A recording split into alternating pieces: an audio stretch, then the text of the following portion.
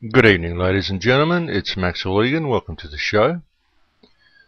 Well, a man called Delamere Duveris once said that basic truth can be used as a foundation for a mountain of lies. And if we dig down deep enough in the mountain of lies and bring out that truth to set it on top of the mountain of lies, the entire mountain of lies will crumble under the weight of that one truth. And there is nothing more devastating to a structure of lies than the revelation of the truth upon which the structure of lies was built. Because the shock waves of the revelation of the truth reverberate and continue to reverberate throughout the earth for generations to follow, awakening even those people who had no desire to be awakened to the truth. I think that is a wonderful quote, and it shows very strongly the reasons why it is important to keep speaking out and to keep spreading the truth and to helping people understand the true nature of the reality that we are all living in. I have a very special guest on the show today, a man by the name of Dr. Len Horowitz. Dr. Horowitz has a website called lenhorowitz.com. He has numerous websites actually, which I believe are linked to from his main site. You will find a link to his website on the crowhouse.com links page.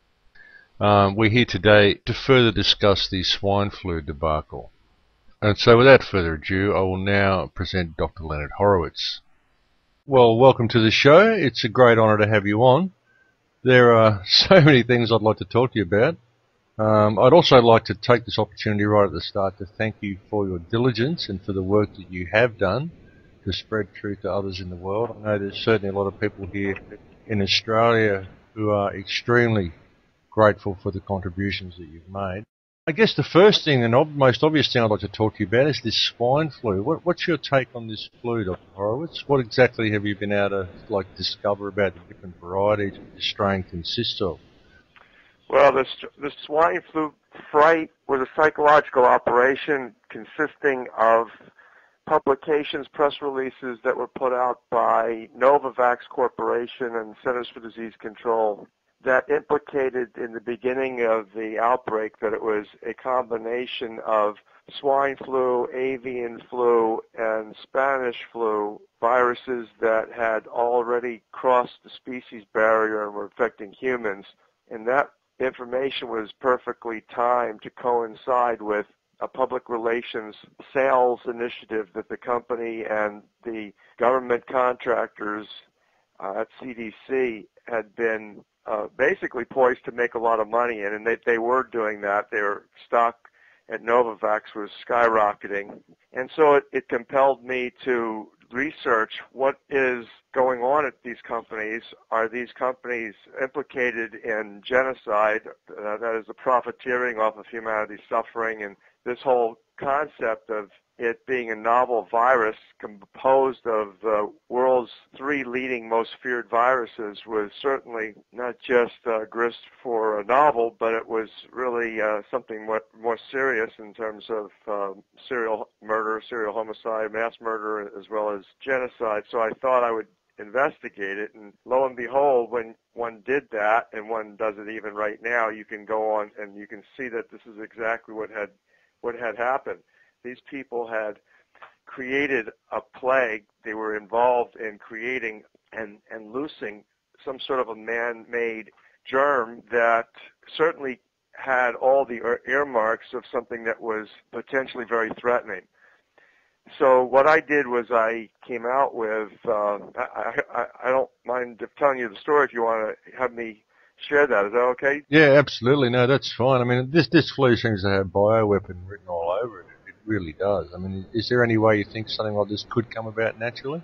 No, nothing like this. Nothing like that would be a recombinant of these types of viruses, H5N1 and H1N1, that had been reverse engineered and showed up in a place that these combinations never showed up before. I mean, nothing ever showed up like that in Mexico before, and it wasn't even in flu season.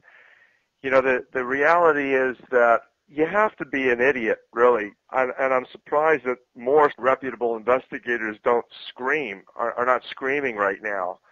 I think it just goes to show you how controlled the mainstream media is and how controlled people's minds are as a result of the control being waged internationally by the news media. And the reality is that these people have to ask a question. Anybody that's concerned about this has to ask the question, what is the statistical probability of this happening versus what is the likelihood and statistical probability that it was man-made and it was loosed.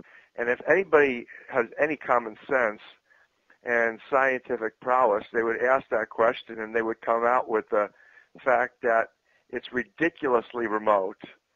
I mean, it's almost unfathomable and virtually improbable that a swine flu would combine with an avian flu, would combine with a Spanish flu, would combine with human genetics enough to have a cross-species transfer of the most hideous flu virus in Earth's history, suddenly pop out the precise time that the Centers for Disease Control and Novavax were publishing their preclinical studies to gain financial support for further studies and vaccinations and to begin promoting the stockpiling of vaccinations by governments around the world, which is a multi-billion-dollar operation, and that the concept that this, what's the statistical probability that this was a laboratory creation is extraordinarily high.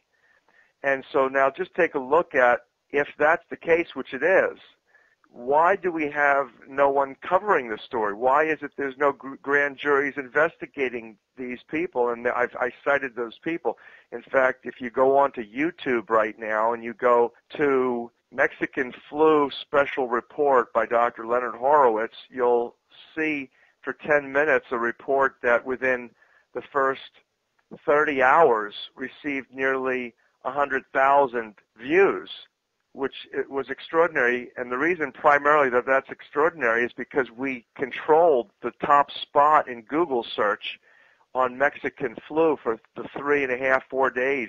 It may still be controlling a high-level spot as far as I know. I'll have to check it again. So there was a lot of people that were witnessing the emperor having no clothes, and I cited the documentation that would compel any serious investigation or investigator to, say, holy smoke, wow, this is pretty intense. And you've got Dr. James Robertson from the UK in charge of the European Economic Union's stockpiling of vaccines and the creator of the proprietary technology to produce these specific types of recombinant viruses. Sending this material, he would have had to have sent this material to the Centers for Disease Control. They obviously sent it to Novavax because Novavax's chief executive in charge of global influenza vaccine research and development is a guy by the name of Rick Bright, Dr. Rick Bright, who used to work at the Centers for Disease Control under the man that sends the viruses around, Dr. Odonis, D-O-N-I-S. And so clearly there is a vaccine pipeline. There's an organization of entrepreneurial scientists that are working in the for-profit sector, with one foot in the for-profit sector, the other in the corporate sector, the other in the NGO or non-governmental organization sector, as humanitarians, because these guys are working for the World Health Organization. At least Robertson is in the UK. And so that means that, they've got one foot in the corporate sector, one foot in the non-governmental sector, and at the same time they got their paycheck from the taxpayers.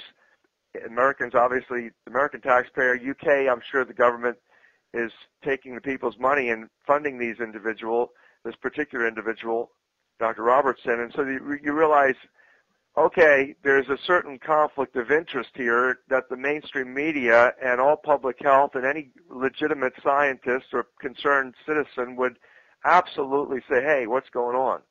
Yeah, very much. I mean, the media should be covering all of this. The mainstream media is just hopeless. I mean, this flu outbreak as well, it's turned out to be nowhere near as bad as what was first forth by the media. Do you think that it was like a beta test to try out a virus, or perhaps to try out the new policing and social lockdown mechanisms, or do you think maybe they tried to release it and it failed, or do you think that maybe they even tested a gender-specific virus version of this flu? I've heard that as well. Or do you think it was maybe just a setup to sell vaccines and get people to take these new vaccines, which will probably contain the virus and will serve to weaken people's immune systems very much, or perhaps even a combination of them all? What do you think the whole ploy was with this? Yeah, I would answer probably C. All the above are likely scenarios, but I think I'll tell you the most disconcerting and the most probable of all the answers